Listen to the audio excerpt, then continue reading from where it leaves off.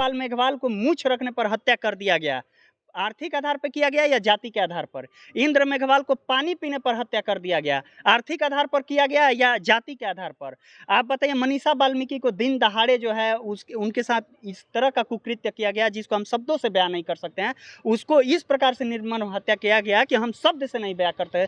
तो हम माननीय सुप्रीम कोर्ट से पूछना चाहेंगे कि उसकी हत्या जाति के आधार पर की गई कि आर्थिक के आधार पर? माननीय जीतन राम मांझी मुख्यमंत्री थे तो मंदिर में जब वो गए थे तो मंदिर धुलाया गया। तो आप बताइए कि जाति के आधार पर धुलाया गया या आर्थिक आधार पर? राष्ट्रपति जब द्रौपदी मुर्मू जी, माननीय द्रौपदी मुर्मू जी थी, तो वो भी जब मंदिर में गई थी तो वो मंदिर को धुला गया। SC/ST एट्रोसिटी जो एक्ट है वो इस देश के तमाम जो वंचित समाज के लोग हैं उनको सिक्योरिटी देता है, और जहां पर भी चाहे कोई भी वर्ग के लोग हो SC/ST के साथ अगर अत्याचार करेगा तो SC/ST एक्ट के तहत उस पर मुकदमा दर्ज होगा।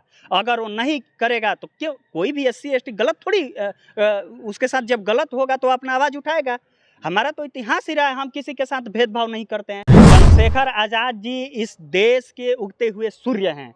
उनकी उपाधि और उनका क्रेडिट आज के राजनेताओं में नहीं है। वो संघर्ष कल के सड़क का जो है ना खाक छान के आए हैं राजनीति में, और वो हर परिस्थिति को झेल कर आए हैं। गरीब तबके से वो आते हैं। ठीक है।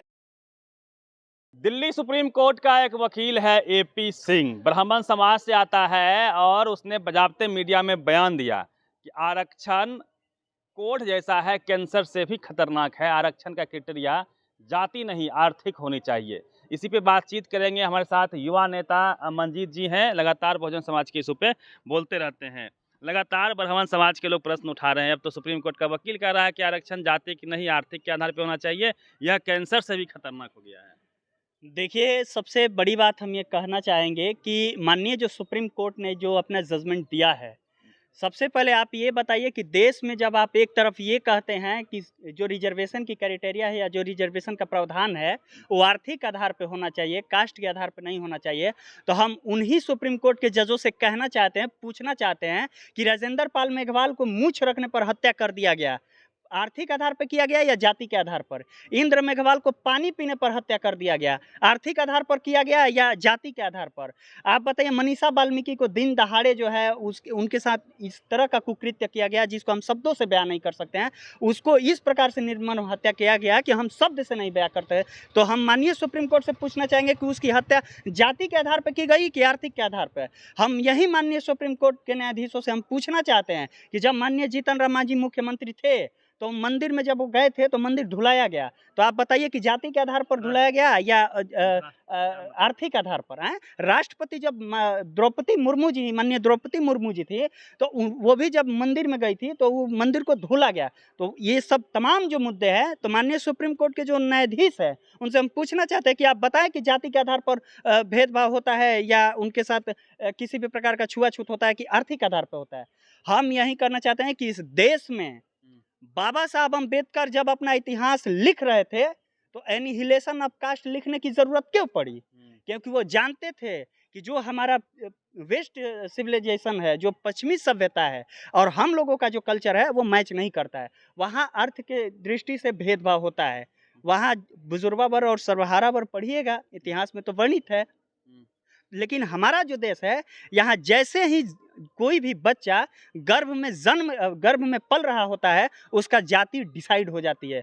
हम इस देश के तमाम पढ़े लिखे युवाओं से, तमाम पढ़े लिखे लोगों से हम आग्रह करेंगे कि आप लोग जाति खत्म करने के लिए रोड पे आइए। जब तक इस देश में जाति रहेगी, ये मनुवादी प्रवृत्ति के जो लोग हैं, जातिवादी प्रवृत्ति के जो लोग हैं, ब्राह्मणवादी प्रवृत्ति के जो लोग हैं, इसी तरह हम सभी को जाति के आधार पर हम सभी को लड़ाने का काम करते रहेंगे। एक फिल्म अभी का टीजर लॉन्च हुआ है, द डायरी ऑफ मणिपुर, और उसमें स्पष्ट तौर पे इस तरह का नरेशन दिया गया है कि आरक्षण 10 साल के लिए ही था।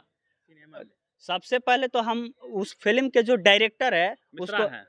हाँ, कोई भी मिश्रा हो चाहे चौबे हो दुबे हो, मतलब उससे नहीं है। मतलब ये है कि जो रिजर्वेशन की क्राइटेरिया है उसे वो पढ़ा है कि नहीं। 10 साल के लिए जो रिजर्वेशन का जो ये मैनिपुलेट करके बोलते हैं, समाज में एक भ्रम फैलाते हैं कि रिजर्वेशन की जो क्राइटेरिया है या रिजर्वेशन का जो प्रावधान है वो 10 साल के लिए ही था। तो आप बताइए कि बाबा साहब अम्बेडकर का जब इतिहास पढ़िएगा, संविधान का अध्ययन कीजिएगा, तो इस प्रकार का शब्द उससे उसके मुंह से निकलेगा ही नहीं, क्योंकि उसको पता ही नहीं है कि ये जो रिजर्वेशन का प्रावधान किया गया था वो पॉलिटिकली किया गया था, राजनीति में हिस्सेदारी के लिए किया गया 10 था। साल के लिए। हाँ, लेकिन उसमें ये भी वर्णित है कि हर 10 साल के बाद जो है सरकार जो है संशोधन करेगी। अगर उसे लगेगा कि हाँ ये अभी नेसेसरी है, ज़रूरी है, तो उसे रखना है। अगर सरकार चाहेगी तो वो हटा सकती है। हम तो कहना चाहेंगे कि अभी जो हमारे दलित समाज से भी कुछ ऐसे लोग हैं जो कहते हैं कि अब रिजर्वेशन हट जाना चाहिए, तो उन दलित समाज का नेतृत्व करने वाले जितने भी हमारे महानुभाव हैं, माननीय हैं, मंत्री हैं, विधायक हैं, सांसद हैं, तो अपना रिजर्वेशन जहां रिजर्व सीट होता है वो अपना विधानसभा या लोकसभा वो रिजर्व सीट छोड़कर जनरल पे चुनाव लड़े ना, पता चल जाएगा उनकी औकात कितनी है। बाकी सेक्टर में सब जब तक बराबरी ना आ जाए तब तक के लिए है ना आरक्षण। इस देश में चाहे जुडिशरी सेक्टर हो, चाहे जर्नलिज्म हो, चाहे स्पोर्ट्स हो, चाहे बिजनेस सेक्टर हो, या अन्य कोई भी हायर एजुकेशन इंस्टीट्यूशन हो, वहाँ पर हर वर्ग के लोगों को, यहाँ तक कि जो हमारा जो दलित तबका है, ओबीसी तबका है, जो इस देश का मूल निवासी है, उसे रिजर्वेशन मिलना चाहिए। हम तो सरकार से मांग करते हैं कि जितने भी प्राइवेट सेक्टर है वहाँ पर भी रिजर्वेशन आबादी के अकॉर्डिंग हिस्सेदारी देनी चाहिए। अब SC/ST एक्ट पर भी सवाल उठे हैं। बिहार के दरभंगा के कुशेश्वर स्थान में घटना होती है जहां 200 ब्राह्मणों पे एक साथ SC/ST एफआईआर दर्ज होता है। उसके बाद गोदी मीडिया चलने लगता है कि SC/ST एक्ट का दुरुपयोग हो रहा है। कई सवाल गंभीर लग रहे हैं। देखिए, सबसे बड़ा मुद्दा है कि SC/ST एट्रोसिटी जो एक्ट है वो इस देश के तमाम जो वंचित समाज के लोग हैं उनको सिक्योरिटी देता है, और जहां पर भी चाहे कोई भी वर्ग के लोग हो SC/ST के साथ अगर अत्याचार करेगा तो SC/ST एक्ट के तहत उस पर मुकदमा दर्ज होगा। अगर वो नहीं करेगा तो क्यों, कोई भी SC/ST गलत थोड़ी उसके साथ जब गलत होगा तो अपना आवाज़ उठाएगा। हमारा तो इतिहास ही रहा है, हम किसी के साथ भेदभाव नहीं करते हैं, हम किसी के साथ जुल्म ज्यादती नहीं करते हैं। हम बुद्ध को मानने वाले लोग हैं और बुद्ध बदला में नहीं बदलाव में विश्वास रखते हैं। हम लोग बदलाव में विश्वास रखते हैं। हम बाबा साहब अम्बेडकर को अपना आइकन मानते हैं, जिनके ऊपर हजारों अत्याचार किए गए हैं। उनके जब जीवन शैली को पढ़िएगा तो इतने चरम सीमा पे उस समय अत्याचार की सीमा जो है क्रॉस किया गया था कि आप आज के डेट में किसी पर आंख उठा देते हैं तो आंख काढ़ने का काम करता है। उस समय सोचिए कि उस काल में वो विद्वान महापुरुष जिनकी भरपाई पूरा बहुजन समाज नहीं कर सकता है, उसके साथ ये मनुवादी प्रवृत्ति के लोग इतना जाति करने का काम किए, छुआछूत करने का काम किए। और उस व्यक्ति को, उस महापुरुष को जब संविधान लिखने का मौका मिलता है तो किसी भी जाति, किसी भी धर्म, किसी भी मजहब के प्रति कुछ गलत नहीं लिखता है और उनके ऊपर भी ये प्रश्न चिन्ह खड़ा करने का काम करते हैं। तो SC/ST एक्ट में जो भी आवाज उठा रहे हैं कि SC/ST एक्ट फर्जी होता है या गलत मुकदमा दर्ज किया है, तो हम बता देना चाहते हैं कि हम SC/ST वाले लोग हैं, ये न भूलिए। हम क्रांति करने वाले लोग हैं, और जब भी हमारे रिजर्वेशन पर, जब भी हमारे SC/ST एट्रोसिटी एक्ट पर कोई प्रहार करेगा तो हम जान पे खेलकर उसकी रक्षा करेंगे। 2 अप्रैल 2018 याद कर लीजिएगा, इस देश की सर्वशक्तिमान सत्ता हिल गई थी। अगर SC/ST एक्ट पर कोई भी आँच आया तो पूरा बहुजन समाज, पूरा इस देश का जो वंचित तबका है, अपने जान को कुर्बान करने के लिए सड़क पर उतरेगा। अभी एक बाबा बोल रहे थे कि संविधान से ऊपर है कुरान, महाभारत, रामायण, हम उसको मानते हैं, संविधान को नहीं मानते। उन बाबा को हम कहना चाहेंगे कि आपने जाकर ग्रंथ को पढ़िए, और उस ग्रंथ से भी ऊपर संविधान है, क्योंकि संविधान उस ग्रंथ को पढ़ने की आज़ादी देता है। हम यही कहना चाहेंगे कि जितने भी देश के ढोंगी बाबा हैं, अगर इस प्रकार की अनर्गल बयान दे रहे हैं तो उनके ऊपर FIR होनी चाहिए।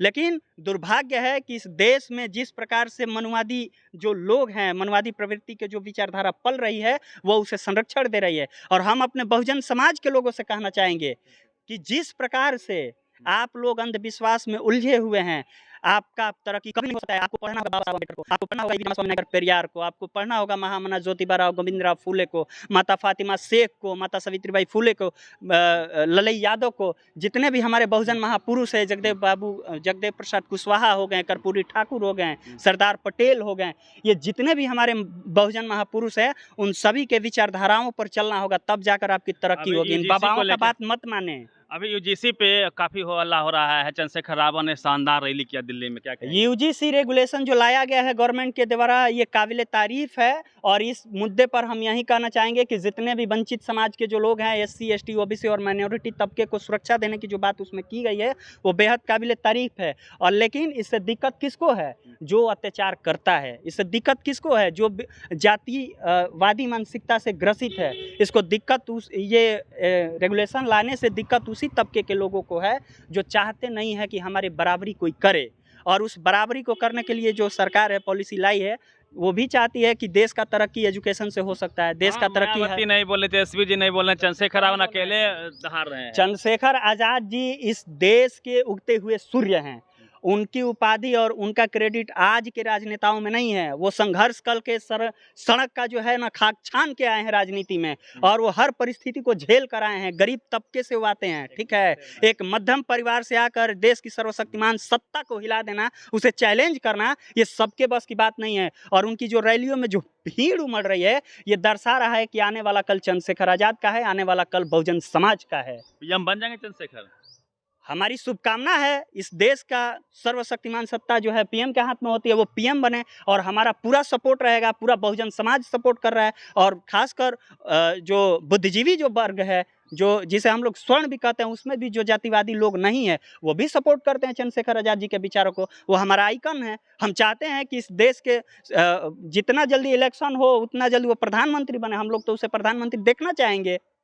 एक आप डायलॉग मारते हैं, अमन छीन लेंगे, चमन छीन लेंगे। कि नब्ज जब्त कर ली जाएंगी, जंग इतना खूनखार होगा, कत्ल के कारखाने खुलेंगे, संविधान पर जब वार होगा। इसलिए संविधान हमारे लिए सर्वोपरि था, है और रहेगा। चलिए, धन्यवाद।